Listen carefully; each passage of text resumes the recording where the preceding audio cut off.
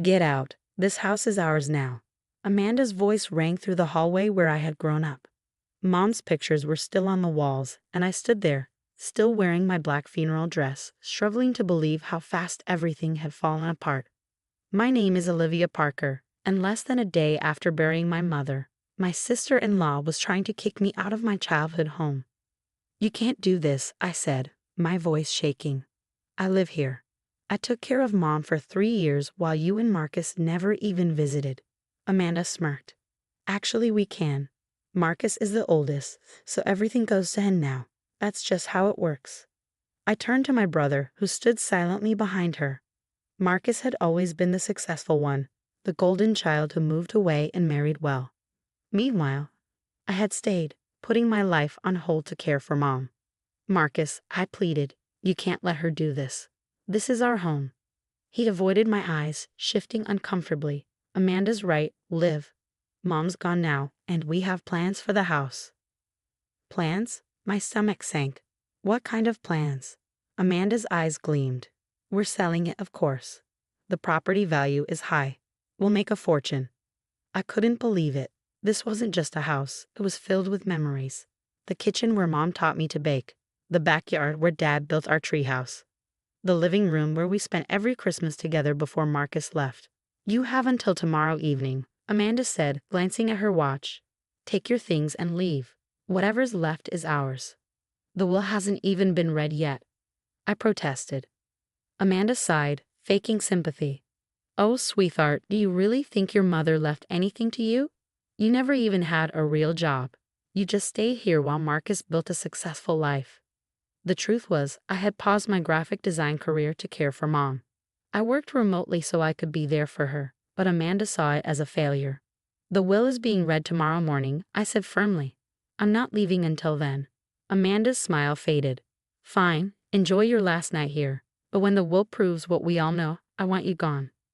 As they walked away, I heard Amanda whisper to Marcus, "Finally, we can get rid of her and sell this place." That night, I sat in Mom's room, surrounded by her things. Her scent still lingered. Memories flooded my mind. Our late-night talks, the way she squeezed my hand when she was in pain, how she loved me reading to her every evening. "I'm sorry, honey," she had said one night, "that you put your life on hold for me." "Mom, no," I had told her. "You're my life too." She had smiled, a knowing smile I hadn't understood until I found the letter hidden in her favorite book. I pulled it out and read it again. "My dearest Olivia, your brother only cares about money, just like his wife. But you, my sweet girl, see what really matters. You stayed when others left. You gave when others took. Remember that tomorrow, when Mr. Sullivan reads the will. A mother knows her children's true hearts. All my love, Mom." I carefully folded the letter and put it away. Tomorrow would change everything, but not in the way Amanda and Marcus expected. Let them think they had won. Let them believe they could push me out. Tomorrow, they would learn the truth. As I got ready for bed, I heard them outside, already measuring rooms and planning renovations, just like at the funeral when they thought no one could hear them talking about selling the house. "Just a few more hours," Amanda said smugly, "and we'll never have to deal with her again." If only they knew what was coming. The next morning was bright and clear, but the air was thick with tension. I arrived early at Mr. Sullivan's office, gripping my coffee like a lifeline. Amanda and Marcus walked in 15 minutes late, dressed like they were going to a business meeting instead of a will reading. "Let's get this over with," Amanda said, sitting down. "We have a realtor coming to see the house this afternoon." Mr. Sullivan, my mother's lawyer and longtime friend, adjusted his glasses and looked at them. His face gave nothing away, but I noticed how carefully he arranged the papers in front of him. "Before we start," he said, "I want to mention that Sarah, your mother, made important changes to her will 3 months ago." Marcus frowned. "Changes? What kind of changes?" Mr. Sullivan didn't answer directly. Instead, he opened the folder and began to read. "I, Sarah Elizabeth Parker, being of sound mind, declare this to be my last will and testament." Amanda tapped her fingers impatiently as he read through the legal details. Then came the part they were waiting for. "Regarding my home and everything in it," Mr. Sullivan said, pausing to meet their eyes, "I leave it entirely to my daughter, Olivia Parker." Silence filled the room. "What?" Amanda's voice cracked. That's impossible. Mr. Sullivan continued as if she hadn't spoken. To my son Marcus and his wife Amanda, I leave $1,000 along with this message. The time you didn't spend with me in life shouldn't be rewarded in death. Marcus turned pale. This has to be a mistake. Mom wouldn't. Additionally, Mr. Sullivan went on, I leave my entire savings and investments to Olivia Parker in recognition of her love and care during my illness. Amanda jumped to her feet. This is outrageous. She must have pressured Sarah into this when she was sick. We'll fight it. Mr. Sullivan remained calm. I expected this reaction. Here is a video of Sarah explaining her decisions, completely aware and in control. Would you like to watch it? Amanda's face twisted with anger. You planned this, she spat at me. You turned her against us. I took a slow sip of my coffee, keeping my voice steady. No, Amanda. You did that yourselves. Every missed holiday, every ignored phone call, every excuse not to visit, Mom noticed. She saw everything.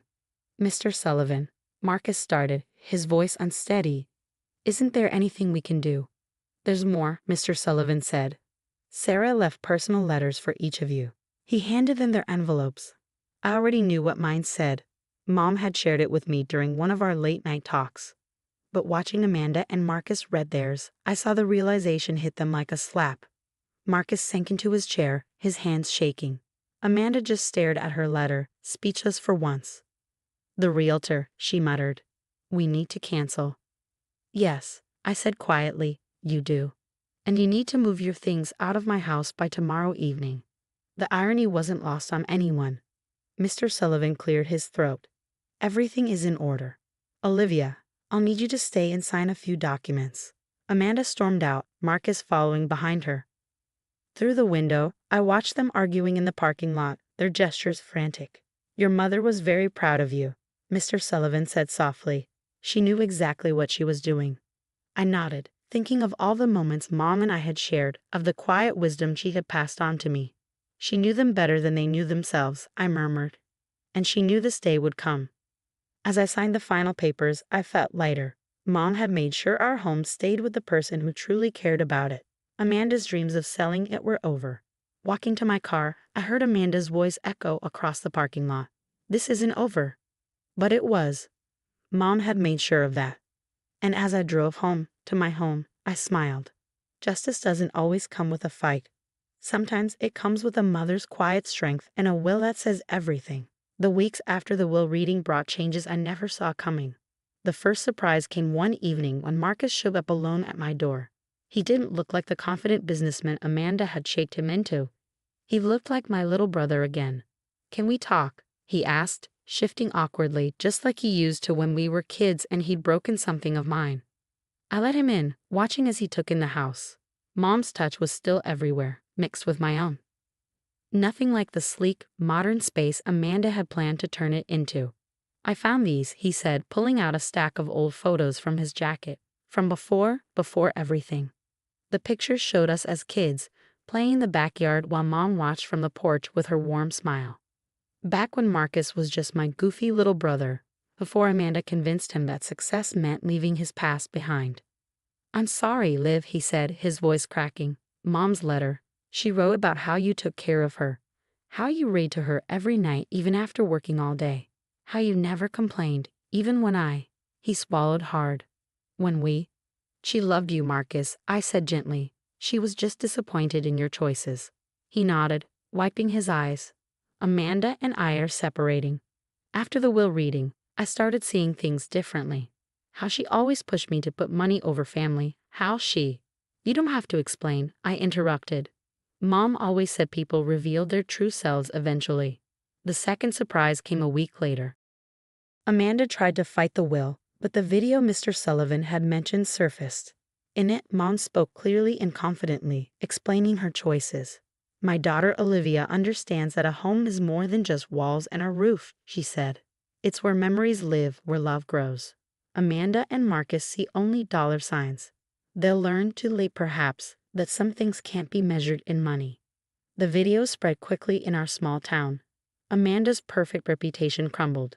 Many of her real estate clients had known Mom, and after seeing the video, They wanted nothing to do with her. I focused on moving forward. I turned Mom's old sewing room into my graphic design studio and started taking on more clients, rebuilding my career on my own terms. Marcus started coming over for Sunday dinners, just like we used to when we were kids. Sometimes we'd sit in the garden Mom loved so much, remembering stories we'd almost forgotten. I could see the real Marcus coming back, the one Amanda had buried under expectations and ambition. You know what I remember most? He said one evening. Mom always said karma doesn't need an audience. She just sits back and waits for the right moment. I smiled. Mom had been right. Amanda had rushed to sell the house, dismissing the years I had spent caring for Mom. And in the end, it had all backfired. 3 months after the will reading, I got a letter from Amanda's lawyer. She was officially giving up any claims to the house. Marcus told me she had moved to another state, trying to rebuild her image somewhere people didn't know the truth. That evening, I sat in Mom's favorite chair, flipping through her old photo albums. Inside, I found a note in her elegant handwriting. Sometimes the greatest gift we can give our children is the chance to show who they truly are.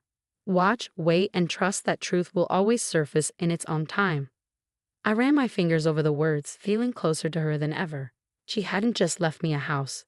She had given me the chance to rebuild my life, my relationship with my brother, and the peace of knowing I had honored her in the way she had hoped. The house remains unchanged, a testament to Mom's love and wisdom. Marcus visits often, helping me tend the garden she cherished.